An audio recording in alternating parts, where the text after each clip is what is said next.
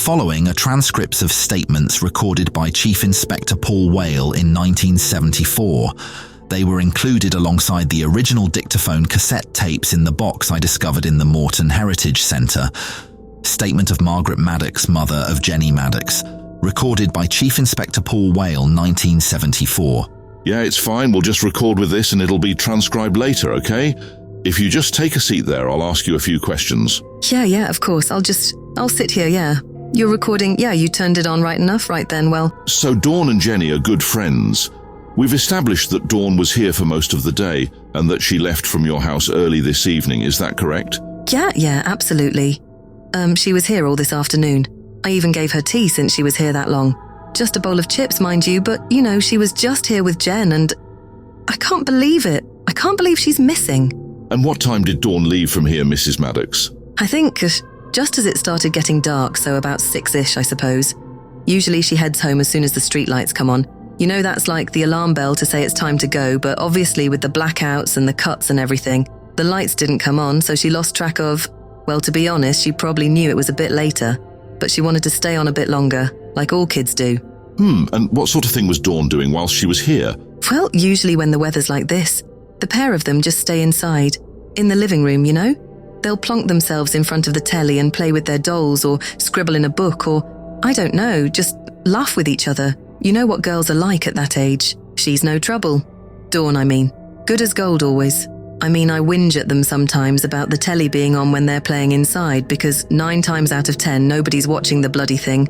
It's just on in the background. Nobody's watching it, but the minute you turn it off they'll shout out that they were waste of electricity, but obviously nowadays I don't have it on and... I'm sorry, Mrs. Maddox. I'm rambling, aren't I? I'm sorry, it's just... Well, it's a bit of a shock, Honestly, I was a bit surprised she stayed as long as she did tonight, but I have to say I lost track of time as well. All the timings are mixed up with the lights being off and everything. Like I said, I gave her something to eat like I always do when she's here a bit later and then... Well, it was me who sent her off. Oh, bloody hell. It was getting dark. I didn't want her mum and dad to worry, especially with the lights not being on properly and, well, with the noises. Oh, bloody hell. You don't think it's the noises, do you? You don't think the dogs or whatever's got her? Nobody is saying that. We're trying to find her at the moment, just trying to get to the bottom of it. I suppose really I should have gone with her. Me and Jenny could have walked it there and back and made sure she got home safe. But, she did the walk every day. I thought she'd be all right. It's not like it's very far. She just nips around the back of our place through the entry and up to Carswell Woods, and she's home in 10 minutes. I think she takes a shortcut off the path, but... And you say this was around 6-ish? Yes, definitely, because I remember seeing that it was getting dark and looking at the clock. I did that thing where I went to turn the telly on for the news and then realised that it wouldn't be on. I told her it was time to pack up and that she'd have to get off, or else her mum would be worried. If I'd have thought for a second, then obviously I would have gone with her gladly. I'd have held her hand and... Oh God, I should have gone with her, but I didn't know. Okay, would you like a tissue? Here. Okay, and could you just confirm what Dawn was wearing when she left here? Her parents have given a description, but we just want to make sure it matches because, sometimes people get mixed up and... A red coat, you couldn't forget it. It was bright red like a telephone box, with a big pointy hood. I think she had an old frock and a woolen jumper, like white or beige underneath. But she was definitely wearing that red coat, big thick duffel thing it was. It buried her, really. But I think she'll grow into it over time if... Oh God, if... No, don't be daft. She will grow into it. You'll find her and she'll either have wandered off or she's playing silly buggers and acting the fool. Either way, you'll get her, won't you? You'll bring her home safe and sound and she'll be back round here by the end of the week, I'm sure. You'll find her? You will find her, won't you? Transcript. Interview. Eileen Tanner. Thanks for this, Eileen. So, this is recording now. I understand you saw Dawn Morley on her way home tonight. That's what you said to her mum and dad. Well, it's just the same as what I told her parents. I saw her coming through the back entry and toward the woods. It's a surprise I could see anyone at that time of night, what with the lights being out and this horrible fog, but she had her coat on. The great big bright red thing it was. She looked like that girl in the cartoon or the fairy tale, I actually shouted it to her. I said, "Hey, Red Riding Hood, shouldn't you be at home by now?" I know her mum quite well.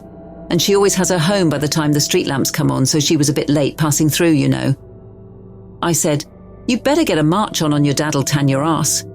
She was laughing because I swore and I knew her dad wouldn't do anything like that. But I wanted to make sure she got home quick, you know. I have to admit, I did wonder about her going through the woods. I mean, they're dark at the best of times, but I thought, you know, she'd be all right. It's only a 5-minute walk through the woods and she'd be home. Anyway, I asked her to come over. I gave her a flyer for the coffee morning thing we're doing at the church and asked her to give it to her mum and dad, and I gave her a toffee for being a good girl. And then that was it. She just toddled off and that was the last I saw of her. I do hope she's okay. She's a lovely little lass, Dawn. The following report was featured in the Moorton Chronicle the day after Dawn Morley went missing. Clearly, other key points about the case which came to light in the early hours of the morning had not yet reached the reporter's desk. Either that, or the police had deliberately asked for details of those discoveries to be kept out of the papers for the time being, possibly to avoid a panic. Moorton Chronicle on 23rd February 1974, local girl missing. The town of Moorton was on a state of high alert Thursday as local schoolgirl Dawn Morley, aged 10, was reported missing to the local police. Dawn, who attends Moorton Comprehensive and whose father Lionel is a teacher at the school, was last seen at around 6 p.m. on Tuesday night. She had been visiting a friend and had made her way home via her usual route through Carswell Woods. Dawn is described as a small girl of around 3.5 feet tall. She has strawberry blonde hair and brown eyes and was last seen wearing a green and brown frock, beige Aran wool jumper and a large red duffel coat. Police have confirmed that as of press time Wednesday night, no sign of the missing girl has yet been found, and they are appealing for any witnesses who may have seen or interacted with Dawn on the night in question, or who may have any information regarding her whereabouts to contact them immediately. Whilst there has been no official statement to suggest that foul play is suspected, sources inside the department have confirmed that this had not been ruled out as a possibility. Other anonymous sources have put forward the idea that the poor visibility on Tuesday night may have led Dawn to stray from the path, with some going so far as to suggest that an accident, perhaps involving the river, could account for the girl's mysterious disappearance, though nothing has been confirmed at this stage. In the winter of 1972, Eileen Blake, also a resident of Moorton, drowned in the river after having tried to rescue her pet dog, which had gotten into difficulties after having fallen through the ice. In a similar incident in 1971, John Lamerton was rescued from the river after he himself slipped down the banks and fell into the water near the Needlebrook Bend. Since that time, wooden safety fences have been put up along the stretch of water that passes through the woods, and the banks themselves were shored up with new stone embankments to protect against winter flooding in the summer of 1973. Alongside the report of Dawn going missing, the collator of these extracts has included a report from the previous month, also included in the Chronicle, which the compiler obviously thought was related. Vandalism at Moorton Market. Stall owners and merchants at Moorton's weekly outdoor market were left fuming this week after several of their mannequins, used on market days to hang and display clothes, were horribly vandalised by unknown thugs. The mannequins, which are left to stand without the clothing products on them outside on the market ground at night, were, in the words of stall owner Mark Telford, absolutely mangled. Mr. Twelford went on to say that he was shocked by the crime, which seemed to have had no reasoning or motive behind it. "We've left the mannequins outside the stall for years, and they've never been touched or damaged in any way. It's just not the sort of thing people do in Moorton. Or at least I didn't think so. It's stupid, just stupid." According to police, this random act of vandalism occurred in the early hours of Monday night. Perhaps more concerning, however, is the way in which the dolls, which are made from a hard mixture of plastic and fiberglass, were damaged. PC Mark Taunton explained, "The models seem to have been damaged, with sharp objects such as knives or perhaps some form of handheld pickaxe or ice pick, whilst limbs and even the heads of the figurines seem to have been crushed completely. How this was actually achieved, we are not entirely sure, but investigations are ongoing and the culprits will in time be brought to justice." It is interesting that in the same week that these attacks on lifeless forms with human shapes occurred, 3 farmers in the hills around Moorton also filed separate and completely independent complaints of vandalism.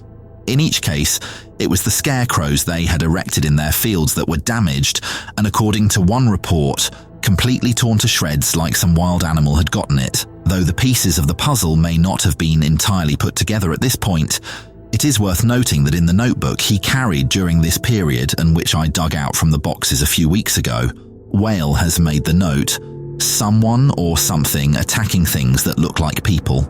It is the mention of a something that makes me believe that perhaps he was beginning to suspect